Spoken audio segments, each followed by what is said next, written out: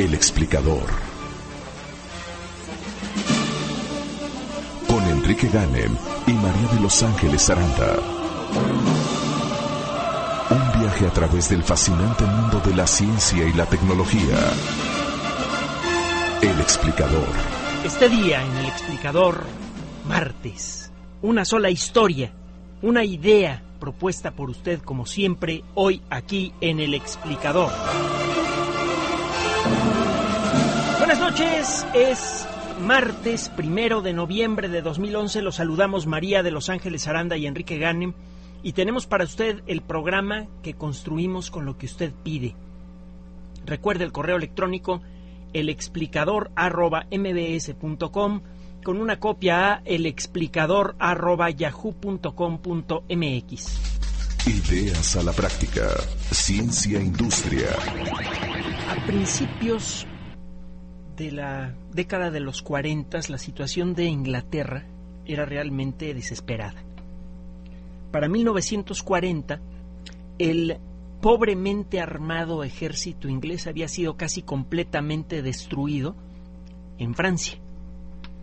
Una fracción muy importante de ese ejército pudo ser salvado en las playas de Dunkerque, que es otra historia que hay que contar alguna vez, pero los más de 300,000 soldados británicos y aliados que fueron rescatados en ese esfuerzo regresaron a Inglaterra sin armas, con un muy pobre entendimiento de lo que es la guerra. Muchos eran conscriptos, no tenían la menor disciplina militar.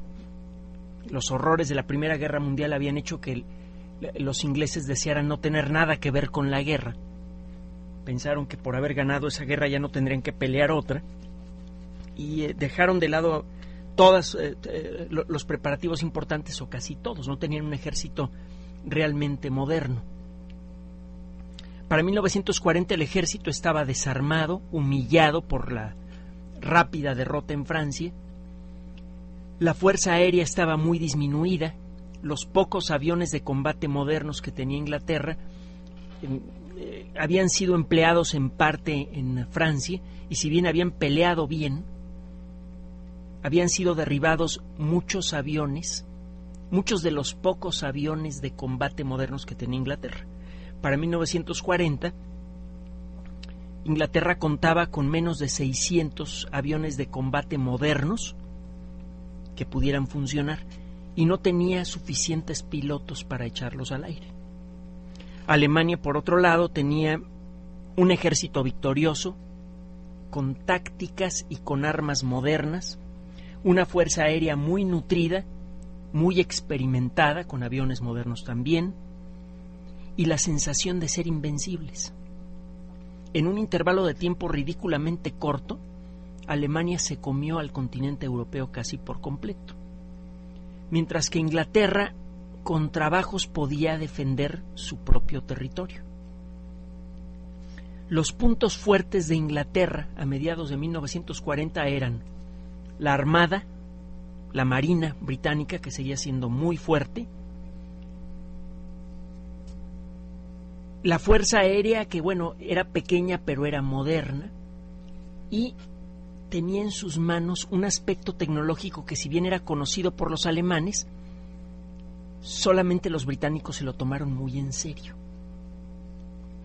El 12 de febrero de 1935, tiempo antes de la guerra, Robert Watson Watt envió un memorándum secreto en el que le proponía al Ministerio Aéreo, al Ministerio del Aire de Inglaterra, el establecimiento de un sistema para detectar y localizar aviones por métodos radiológicos, por medio de ondas de radio.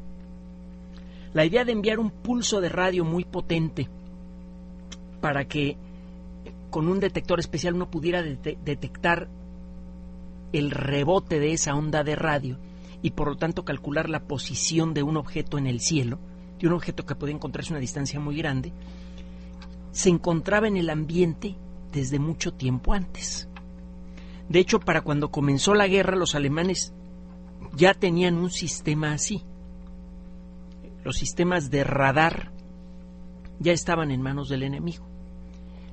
los alemanes instalaron una cadena de radares, comenzaron a instalarla por esas fechas, se llamaba Freya, un nombre que recuerda a uno de los personajes de la tetralogía, que es la versión teutónica del Señor de los Anillos. Ya platicaremos también de esa historia, es interesante. Pero bueno,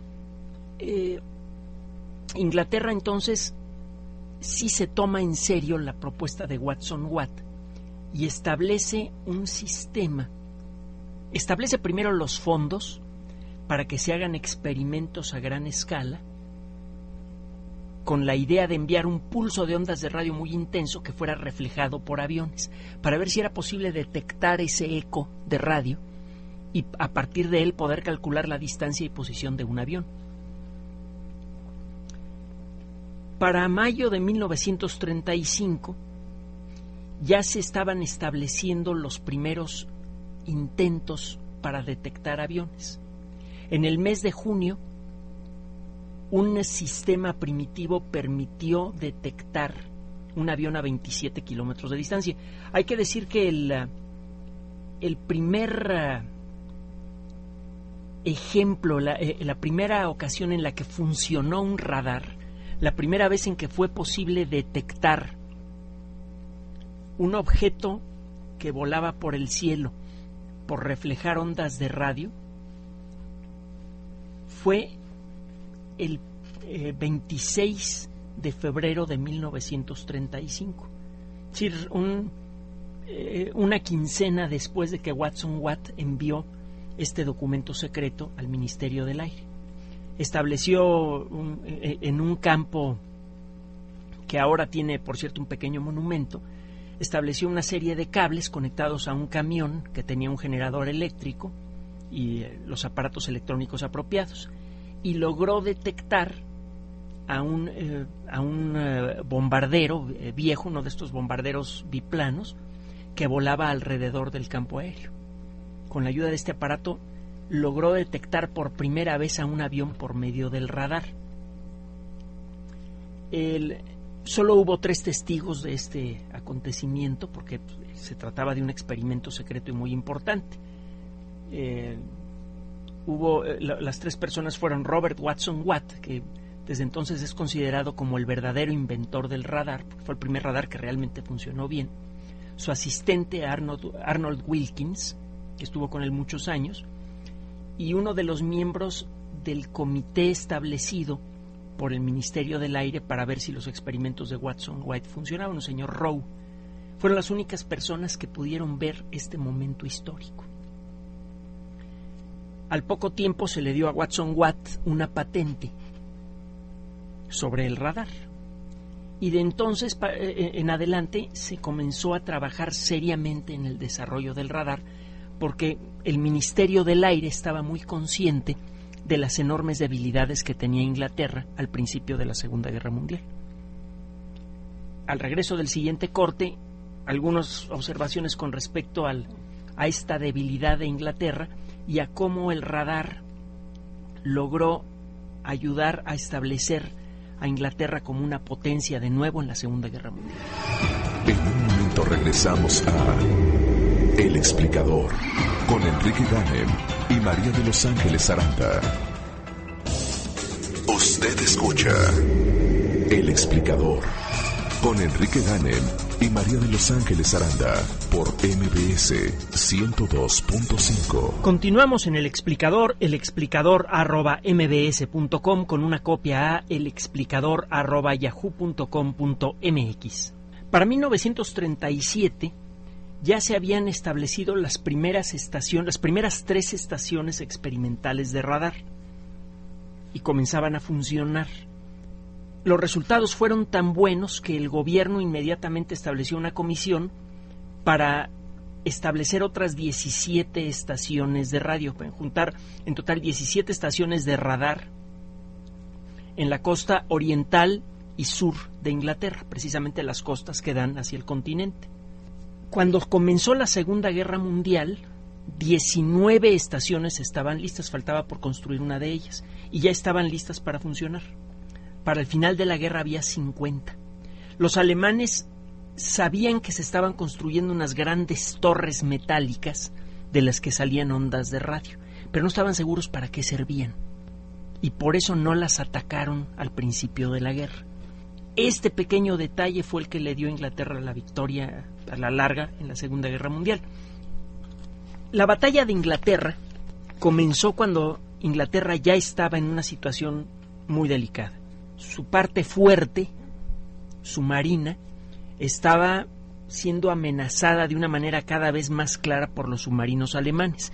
En poco tiempo los alemanes habían desarrollado una flota de submarinos, algo que tenían prohibido por el Tratado de Versalles establecido al final de la Primera Guerra Mundial. En poco tiempo empezaron a construir muchos submarinos muy buenos, difíciles de detectar, y esa arma submarina tenía la posibilidad, si no de hundir fácilmente a los barcos de combate ingleses, sí a los barcos mercantes que llevaban alimentos y suministros de guerra a Inglaterra. Inglaterra no es capaz de producir todo lo que necesita para funcionar por sí misma, y menos en época de guerra, en la que hay que consumir muchas cosas. Se necesitaban grandes convoyes que llegaban frecuentemente a Inglaterra para mantener alimentada la población, para tener el metal necesario para hacer armas, etcétera, etcétera. Esos barcos, los barcos mercantes, eran en particular en aquella época muy lentos y por lo tanto fáciles víctimas de los torpedos alemanes. Inglaterra entonces tenía un montón de problemas.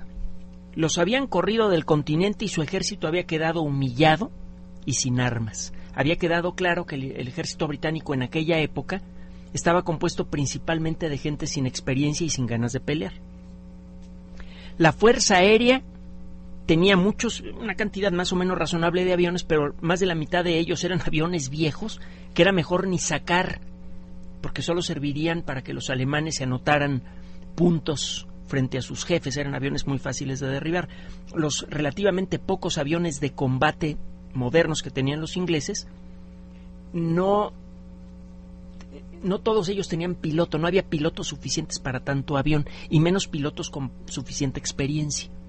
Muchos chamacos de 17 y 18 años que se subían a esos aviones con trabajos tenían 10 horas de experiencia volando aviones de combate, cuando ya tenían que enfrentar a los alemanes, que venían ejercitándose en el arte de la guerra en España desde hacía varios años. La batalla de Inglaterra formalmente tuvo varias etapas. El asalto alemán contra Inglaterra, que de haber sido exitoso habría acabado con la Segunda Guerra Mundial, comenzó a mediados de julio con una etapa que cada uno de los combatientes le llamó de una manera diferente. Del lado inglés le llamaron el preámbulo, le dieron varios nombres diferentes. Los alemanes le llamaron el Kanalkampf, es decir, la batalla en el canal. El número de aviones que eran lanzados desde Francia, el número de aviones alemanes lanzados desde bases capturadas en Francia contra los mercantes ingleses comenzó a aumentar. Cada vez más y más aviones bombarderos y de combate eran lanzados para dejar caer bombas sobre los mercantes que Inglaterra necesitaba para vivir. Al principio los ingleses comenzaron a enviar aviones para combatir a los alemanes y se dieron cuenta que esta idea no era muy buena, que digamos. En cada día era necesario lanzar una cantidad relativamente pequeña de aviones, pero tarde o temprano alguno de esos aviones que lanzaban los ingleses era derribado. Y era relativamente difícil rescatar a un piloto inglés en el Canal de la Mancha. Los alemanes tenían un sistema de vigías apoyado con hidroaviones que rápidamente podía rescatar a cualquier piloto que cayera en las aguas del Canal de la Mancha. Aguas que, por cierto, incluso en julio son bastante frías, y un piloto al que no se le infle su pequeño salvavidas puede quedar inconsciente en cuestión de minutos por el frío. Así que se necesita un sistema de rescate eficiente para sacar a la gente del agua antes que se muera. Tiene que ser un sistema rápido. Los alemanes lo tenían, los ingleses no. Comenzaron a perder pilotos experimentados en el Canal de la Mancha.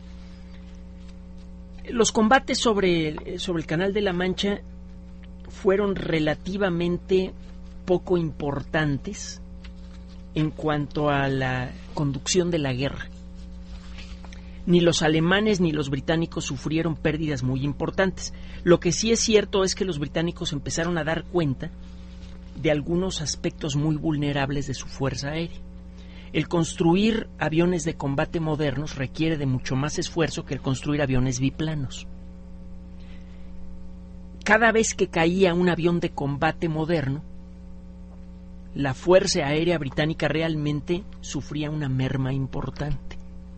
Con un solo avión que cayera, porque el fabricar un avión nuevo podía tomar días o semanas. Era necesario acelerar el proceso de producción y para eso era necesario involucrar a toda la población. Por esas fechas comenzaron a establecerse programas para acelerar la producción de aviones de combate en Inglaterra. Un caballero, Lord Beaverbrook, se encargó precisamente de esta labor. Le dieron carta blanca, le dijeron, a ver, ¿cómo le haces? Pero necesito que aumentes la producción de aviones de combate rápido, que sean aviones de calidad y que sean muchos. Se lo tomó muy en serio y empezó a realizar toda clase de labores. Convocó al pueblo británico a llevar a las estaciones de la Fuerza Aérea toda clase de objetos hechos de aluminio y de otros metales ligeros para que pudieran ser derretidos y utilizados para construir aviones. Los aviones que caían en combate, tanto alemanes como británicos, que ya comenzaban a caer algunos avioncitos en territorio británico, eran rápidamente tomados por la Britain's Civilian Repair Organization, es decir, la Organización Civil de Reparaciones Británica. Todo aquello que pudiera servir para construir nuevos aviones y mantener a los que todavía funcionaban volando, caía dentro del ámbito de esta organización. Al principio de la batalla de Inglaterra, el número de aviones de combate que tenía Inglaterra era muy pequeño. A pesar de que la batalla fue muy dura, para el final de la batalla de Inglaterra, en el mes de septiembre de 1940, Inglaterra tenía muchos más aviones de combate que con los que había empezado el conflicto. Vamos a hacer un corte y vamos a hablar del Día del Águila. El explicador continúa después del corte. Está escuchando El explicador con Enrique Ganem y María de Los Ángeles Aranda por MBS 102.5. Continuamos en El explicador @mbs.com, con una copia a elexplicador@yahoo.com.mx. La reacción de los ingleses a los primeros ataques realizados en el Canal de la Mancha no fue lo que Alemania esperaba, lo que los estrategas alemanes esperaban. Ellos esperaban que los ingleses defendieran con todas sus fuerzas a los barcos que cruzaban el Canal de la Mancha, por considerar precisamente que llevaban suministros cruciales para ese país. Era un buen ambiente para atraer a la Fuerza Aérea inglesa y destruirla. Para fortuna, hay que decir que muchos de los estrategas importantes de Inglaterra querían hacer eso, precisamente lanzar todos sus aviones contra los aviones alemanes para proteger a los convoyes. La persona que se opuso a esto estaba acostumbrada a oponerse a todo lo que se le pedía. Sir Hugh Dowding era un hombre seco, hablaba muy poco, para esas alturas ya era viudo, muy chapado a la antigua. Rara vez se atrevía sus subordinados a hablarle y muy rara vez Dowding les dirigía la palabra. Mucha gente llegó a pensar que no era la persona apropiada para proteger a Inglaterra contra el ataque de los alemanes. Afortunadamente, Dowding se mantuvo en su puesto y probó ser la persona ideal para controlar a los aviones de combate ingleses durante esta etapa tan delicada de la guerra. Dowding se opuso frecuentemente a las promesas que le hizo Churchill al gobierno francés durante las primeras etapas de la guerra. Churchill frecuentemente decía: ¿saben qué? Les prometemos enviar más aviones de combate. La única persona que realmente se oponía a esto era Dowding, y escribió varias cartas, algunas de ellas que se hicieron muy famosas, en las que dice: si se debilita la defensa de todo el mundo cree que va a ganar Francia, todos estamos seguros que la guerra va a salir en favor nuestro, pero si por alguna razón Francia llegara a quedar fuera de combate, nosotros tendríamos que defendernos aquí, y lo único que tendríamos para defendernos son nuestros aviones de combate. Sería nuestra principal defensa contra los alemanes. Si nosotros desperdiciamos los pocos aviones de combate que tenemos, y peor aún nuestros pilotos, porque los aviones se pueden construir con relativa facilidad, si desperdiciamos nuestros pilotos en Francia y derrotan a Francia, cuando los alemanes se nos vengan encima no vamos a tener con qué enfrentarlos. Dowding estuvo terco enfrentándose a Churchill, y afortunadamente no lo corrieron de su puesto. Eso ocurrió mucho tiempo después, al final de la batalla de Inglaterra, y fue algo muy, muy feo, por cierto, pero bueno, es otra historia. Dowding decidió no enviar grandes cantidades de aviones de combate para proteger a los convoyes. Fueron hundidos varios barcos, algunos convoyes sí sufrieron mucho como consecuencia, pero no se interrumpió el suministro de importaciones cruciales para Inglaterra, y Inglaterra logró conservar a una buena parte de su fuerza aérea. Los alemanes, como vieron que no estaba funcionando el asunto de atacar a los barcos en el Canal de la Mancha, decidieron para el 13 de agosto lanzar un ataque a gran escala contra Inglaterra, un ataque que sirviera para espantar lo suficiente a los ingleses como para que enfrentaran a gran escala a los alemanes, y que de esa manera los alemanes pudieran aprovechar sus ventajas. Es decir, si logramos hacer que todos los aviones británicos, los pocos que quedan, salgan al aire, nuestros pilotos más experimentados los van a derribar, nos quitamos a la fuerza aérea de encima y ya podemos invadir Inglaterra con más facilidad. Si nosotros tenemos fuerza aérea y los ingleses no, en el momento en el que la Marina Real trate de oponerse a nuestra invasión, la hacemos añicos desde el aire. Ya era claro que incluso los mejores barcos de guerra solamente podrían sobrevivir de tener una cubierta de aviones amigos en el cielo. Sin esa cubierta, los barcos ingleses serían hundidos en pocos días. Los alemanes, ya en aquella época, habían detectado un tráfico de radio muy curioso entre los aviones de combate ingleses mismos y la gente que estaba en tierra. De alguna manera extraña, los ingleses parecían saber por dónde iban los aviones alemanes. Los alemanes también sabían del radar, ellos habían construido sus propios radares y habían visto cómo se construían unas torres metálicas gigantes justo en las zonas en donde un radar podría ser más efectivo para detectar los aviones alemanes. Aún así, no se les ocurrió sumar 2 más 2. Es algo que pasa con frecuencia. Cuesta mucho trabajo ver lo obvio. Los alemanes no podían creer que los ingleses, que tenían un problema de retraso tecnológico tremendo en cuestión de las armas clásicas, cañones, rifles, etcétera, no podían creer que los ingleses hubieran desarrollado un sistema coordinado de defensa basado en el radar, que era una herramienta de muy alta tecnología. Lanzaron entonces sus primeros ataques el 13 de agosto contra el suelo inglés, con la idea de destruir la mayor cantidad posible de campos aéreos en el sur de Inglaterra. Los aviones de combate, los aviones importantes de Inglaterra, no tenían la capacidad para llegar muy lejos. Estos aviones, por lo tanto, necesitaban tener campos aéreos cercanos en donde aterrizar. Esos campos aéreos son muy vulnerables.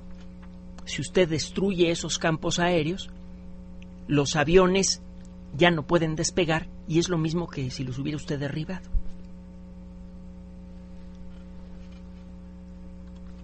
La historia del Día del Águila ha sido narrada ya por varios grandes escritores. Hay muchos libros muy interesantes sobre la batalla de Inglaterra.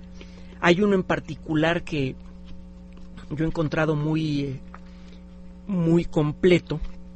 Ya tiene sus añitos, pero es bastante bueno, de un escritor bien conocido, un escritor que llegó a hacer ficción y también libros históricos, Len Deighton. El libro se llama Fighter, es decir, combatiente o avión de caza. El término fighter es en el contexto de la aviación sirve para designar a los aviones de combate. Ya le dejaré los datos de este libro y de algunas ligas interesantes sobre la batalla de Inglaterra en Twitter. Recuerde que me firmo en Twitter como Enrique-Ganem. Vamos a hacer un corte y al regreso vamos a ver cuáles fueron las otras etapas de la guerra, cómo se sucedió el ataque del Águila, cómo se sucedió la primera etapa del ataque contra el suelo inglés y cómo durante el desarrollo de este combate ambas fuerzas aéreas fueron cambiando sus tácticas. Usted escucha El Explicador, un universo de conocimiento. Regresamos.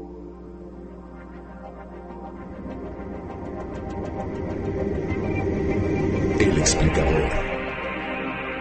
Continuamos en El Explicador, elexplicador@mbs.com, con una copia a elexplicador@yahoo.com.mx. Ideas a la práctica. Ciencia e industria.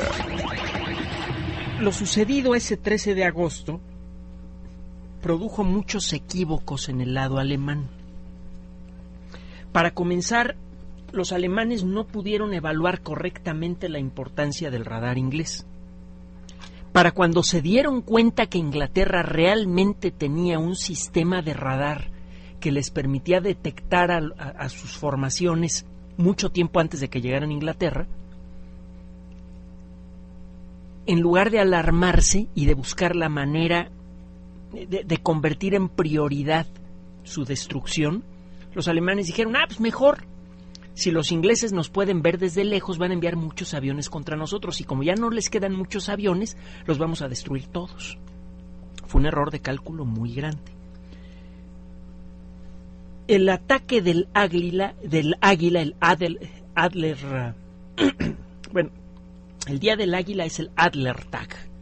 Es el día en el que se inician las operaciones que los alemanes llamaron Adlerangriff, es decir, la operación ataque del águila. Esa operación pretendía eliminar a los campos aéreos británicos en el sureste de Inglaterra, con la intención de abrir el camino a los bombarderos. La idea era, en el momento en el que los ingleses se queden sin defensa y se den cuenta que nos va a ser muy fácil bombardear sus ciudades, se van a rendir, les va a dar miedo y se van a rendir. Además de calcular mal el efecto del radar, los alemanes calcularon mal muchas otras cosas. Realizaron varios ataques muy importantes a partir del 12 y 13 de agosto sobre campos aéreos británicos en el sureste de Inglaterra. Algunos de esos campos fueron muy maltratados y fueron destruidos muchos aviones en el suelo. Pero en la gran mayoría de los casos, los campos aéreos que atacaron no tenían que ver con el comando de aviones de caza. Hay muchos tipos de aviones diferentes. Están los aviones de combate, sobre todo en la Segunda Guerra Mundial. Últimamente los aviones se han hecho tan poderosos que el mismo avión que puede tirar bombas puede servir como avión de combate. Eso no pasaba en la Segunda Guerra Mundial. Los aviones de combate eran pequeños, ligeros, cargados con ametralladoras. Los aviones de bombardeo eran grandes y pesados. Había aviones de observación para seguir el movimiento de tropas enemigas, de las fuerzas enemigas, y cada tipo de avión residía en un escuadrón que tenía su propio campo aéreo. Cada campo aéreo servía de caza para 2 o 3 escuadrones diferentes, pero todos del mismo tipo. Había campos aéreos en donde solamente había aviones que servían para la observación naval, por ejemplo. Malo que le destruyan a uno un avión. Los aviones cuestan dinero, malo que lastimen o maten gente que trabaja allí. Pero lo que se necesitaba en esos días de la Segunda Guerra Mundial era tener hasta donde fuera posible intactos a los campos aéreos de donde salían los aviones de combate a defender a Inglaterra. Mientras esos campos estuvieran en buen estado, los aviones podrían salir con facilidad y seguir mermando a la fuerza alemana. Esa era la única alternativa que tenían los ingleses. No podían ganar la batalla de Inglaterra, pero sí podían producirle daños suficientes a los alemanes para que se retiraran y pensaran de nuevo antes de invadir Inglaterra. El ganar la batalla de Inglaterra no iba a significar la rendición de Alemania, iba a significar la supervivencia de Inglaterra. Es lo más a lo que se podía aspirar en aquella época. Los alemanes entonces realizaron muchos ataques contra campos aéreos a partir de la mañana del 13 de agosto de 1940. Muchos de esos ataques fueron exitosos en términos formales. Fueron destruidos campos aéreos, muchos aviones fueron destruidos en tierra, pero la mayoría de los aviones que fueron destruidos en tierra eran aviones viejos que ya nadie quería volar porque los alemanes podían destruirlos fácilmente. Les facilitaron el trabajo a los ingleses. Los alemanes y los ingleses se enfrentaron entonces en el aire cerca de campos aéreos en el sureste de Inglaterra. No se sabe exactamente cuántos aviones fueron destruidos, es difícil calcularlo. Con frecuencia los pilotos de combate que le disparaban a un avión y lo veían que salía humo de él, decían, ya lo derribé. A la hora de hacer las cuentas de cuántos aviones supuestamente habían derribado los alemanes y los británicos, los resultados siempre eran exagerados. A la hora de revisar los registros de la Fuerza Aérea Real y los registros alemanes, cuando los historiadores se pusieron a trabajar sobre esos registros, encontraron que el día del inicio de esta fase de la guerra, el día en que se inició la operación Ataque del Águila, fueron destruidos 13 aviones de combate ingleses en el aire y un avión de combate en el suelo. Murieron 3 pilotos. 3 muertos en un combate tan importante. Uno dice, pues, los ingleses salieron bien librados, pero no tenían muchos pilotos. Perder 3 era ya algo delicado. Los alemanes perdieron entre 47 y 48 aviones en el aire. 39 lograron regresar muy dañados. Hubo, hasta donde alcanzan a verse en los registros, 44 alemanes muertos, 23 heridos y 45 desaparecieron sin dejar rastro. Probablemente algunos de sus aviones cayeron en zonas pantanosas. Hay registros de aviones que cayeron en zonas pantanosas y simplemente se perdieron. Pudieron haber caído en el mar o en algún bosque y nunca fueron encontrados sus restos. Sea como sea, durante esta primera etapa de la batalla quedó claro que, de seguir así, Alemania se desgastaría antes que Inglaterra. Cuando menos eso es lo que querían pensar los estrategas ingleses, pero la gente con una mente más clara como Dowding sabía que de seguir con estos ataques, la fuerza aérea alemana sí quedaría muy disminuida y muy maltratada, pero mucho antes de que fuera derribado el último avión británico, la Fuerza Aérea Real dejaría de ser una fuerza de combate efectiva. No tiene usted que destruir a todos los aviones del enemigo para desarmar al enemigo en el aire. Basta con que destruya suficientes aviones para que la Fuerza Aérea deje de funcionar como una fuerza coordinada, cuyo funcionamiento pueda ser controlado desde tierra con facilidad. Es más difícil defenderse contra un escuadrón de aviones que funciona de manera coordinada, que saben cómo repartirse el trabajo para atacar al enemigo, que enfrentar a 12 aviones sueltos que vuelan por los aires. la Fuerza Aérea Británica podría haber perdido su efectividad, y contra eso estaban apostando los alemanes. Lanzaban avión tras avión, les derribaban muchos aviones, pero pensaban, va a llegar un momento en el que van a perder tantos aviones y tantos pilotos, de los pocos que tienen, que van a dejar de funcionar correctamente. Y es por eso que sucedió lo que le voy a narrar al regreso de este corte, que es el último del programa. En un momento regresamos a El Explicador, con Enrique Ganem y María de Los Ángeles Aranda.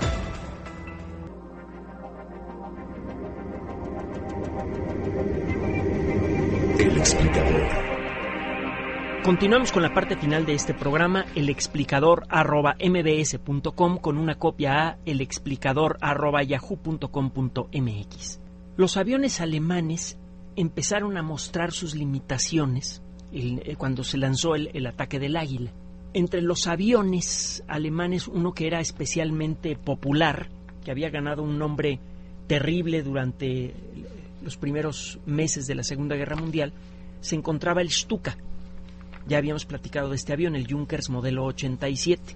Este avión, tosco, feo, de 2 plazas, un piloto y una persona que operaba una ametralladora en la cola, era capaz de dejarse caer en picado casi vertical, con una bomba grande. El piloto podía apuntar con cuidado esa bomba y la podía dejar caer en donde él quería. Un solo avión podía destruir una fábrica. Era algo insospechado en aquella época, ¿no? Para poder destruir de un solo tiro a una fábrica, por ejemplo, se necesitaba mucha suerte.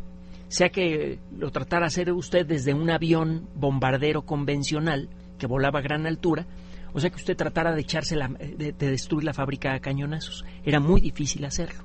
Un Stuka podía hacerlo fácilmente.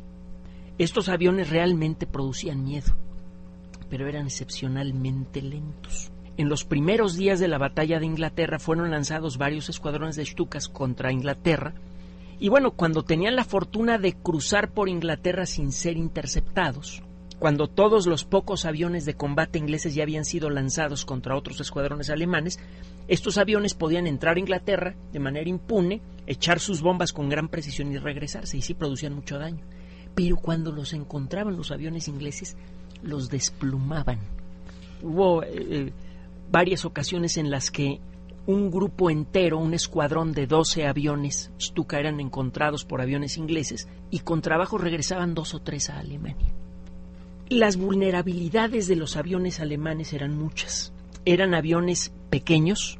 Casi todos los aviones alemanes que participaron en la batalla de Inglaterra tenían 1 o 2 motores. Solamente había un modelo de avión, el Focke-Wulf 400, que tenía 4 motores, un avión grandotote, pero no llevaba bombas. No era un avión capaz de llevar suficientes bombas para destruir una zona industrial, por ejemplo.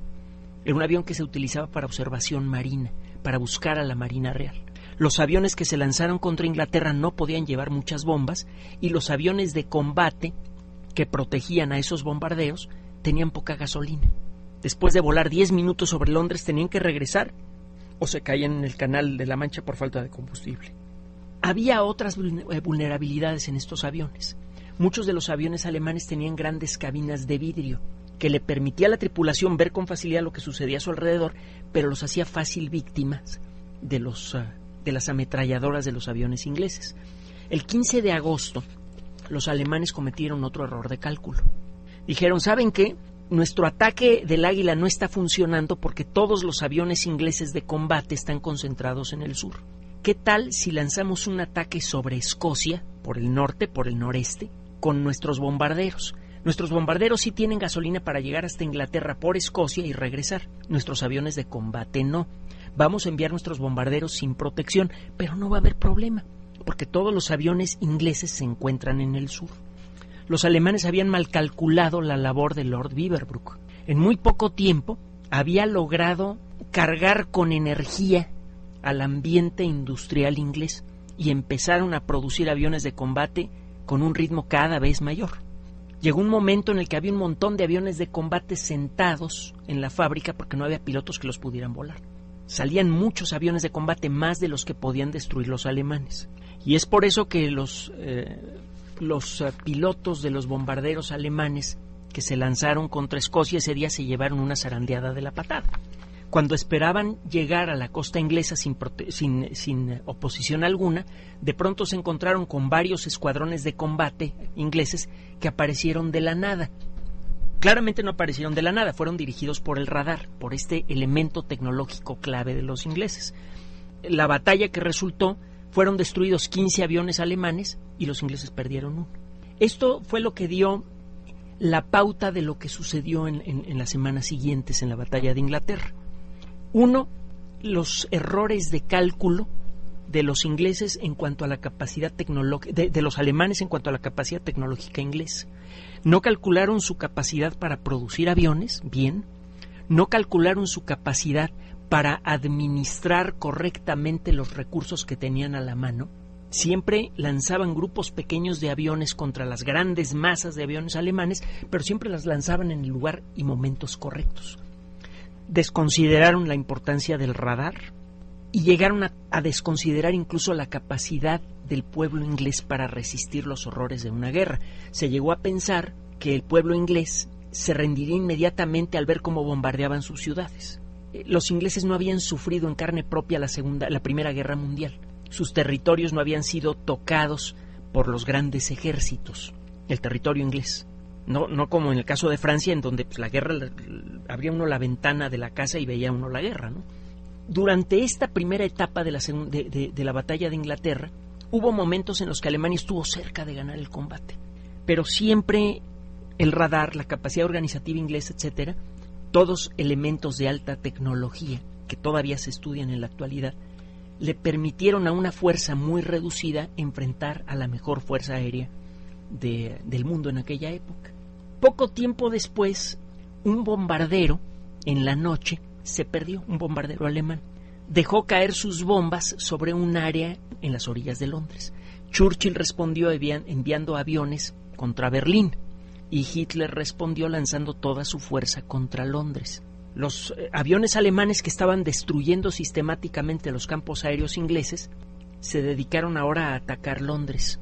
Si bien eso fue terrible para los londinenses, lo recibieron los Dowding y el grupo que lo apoyaba lo recibieron como una verdadera bendición. De pronto tenían la oportunidad de reparar sus campos aéreos, de entrenar nuevos pilotos, de reparar los aviones que habían sido dañados, y para cuando los alemanes se dieron cuenta, la fuerza aérea inglesa ya era mucho más grande de lo que ellos podían enfrentar. El día final de la batalla de Inglaterra es el 16 de septiembre, un día que también celebramos en México por otros motivos. Ese día, los cielos de Londres se llenaron de aviones. Lanzaron todos los aviones que podían contra Inglaterra con la idea de mostrar su superioridad, y cuando llegaron a Londres, fueron recibidos por escuadrón tras escuadrón de aviones ingleses nuevos, con pilotos que tenían experiencia. Poco tiempo después, Hitler decidió aplazar la operación de invasión a Inglaterra que se llamaba León Marino, rompió los mapas de la invasión a Inglaterra y sacó los mapas de Rusia. Y fue cuando cometió el error que le costó la guerra, invadir a Rusia. La tecnología siempre es crucial para el desarrollo de cualquier actividad humana, sea pacífica o no. Solamente una sociedad que tiene mucha tecnología y la usa responsablemente puede progresar. Gracias por su atención. Recuerden, en Twitter les voy a dejar algunas ligas interesantes sobre la batalla de Inglaterra, y recuerden que el correo electrónico es el medio por el cual ustedes mandan en este programa. elexplicador@yahoo.com.mx. Nos despedimos María de Los Ángeles Aranda y Enrique Ganem. Buenas noches.